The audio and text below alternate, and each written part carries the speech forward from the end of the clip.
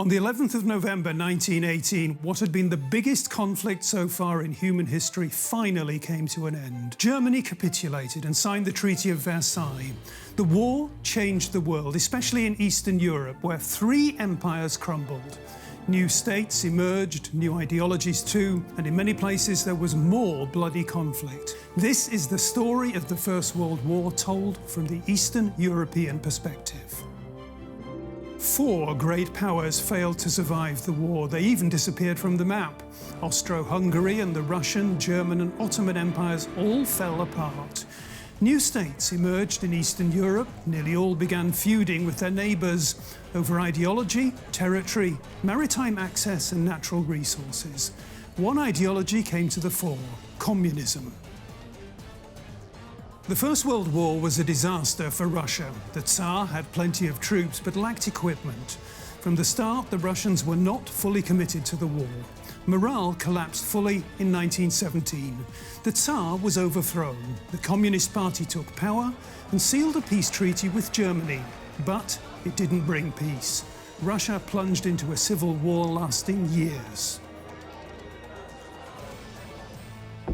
Populations in the south wanted to set up their own nation states: Bosnians, Serbs, Croats and Slovenians.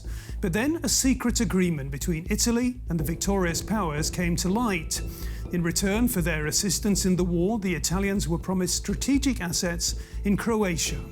Italy claimed Croatian ports and harbours, right where Croatia planned to set up its own state in 1919.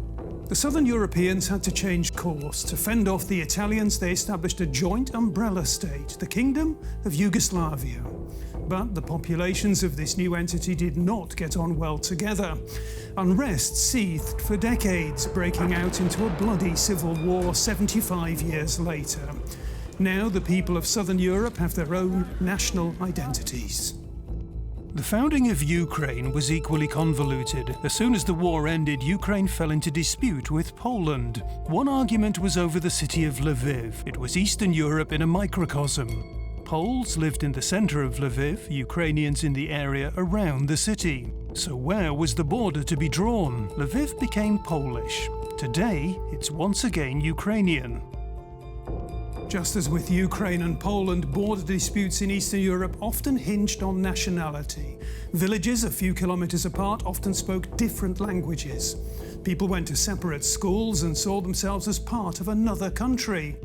Eastern Europe is still preoccupied by where borders should be drawn. Feelings of national identity rarely accord with the lines on a map. It was a similar story in Bulgaria, which found itself on the losing side in the First World War. The country had to give away territory, make payments to the victors, and take in large numbers of refugees from the border areas. So too in Hungary, which lost well over half of its sovereign territory. Europe became aware of its ethnic minorities once the war ended. The need to protect them was evident, and remains so today. 6 months after the end of the war, Romania started another, attacking Hungary and regaining parts of the country, which still supports a Hungarian minority. As it happened, Romania averted communism in Hungary. The communist leader, Bela Kun, fled following the fall of Budapest. When the Romanians withdrew, the Hungarian army seized power. After the First World War, Poland regained its national territory following more than 200 years under foreign occupation. 3.5 million Ukrainians also lived there, 1 million Russians and 1 million Germans. The post-war order was committed to protecting these minorities.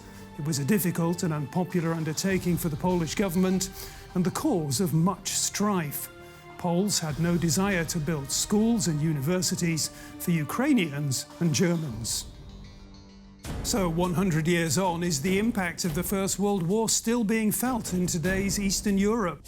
Well, certainly border disputes continue to torment the region, between Serbia and Kosovo, for example.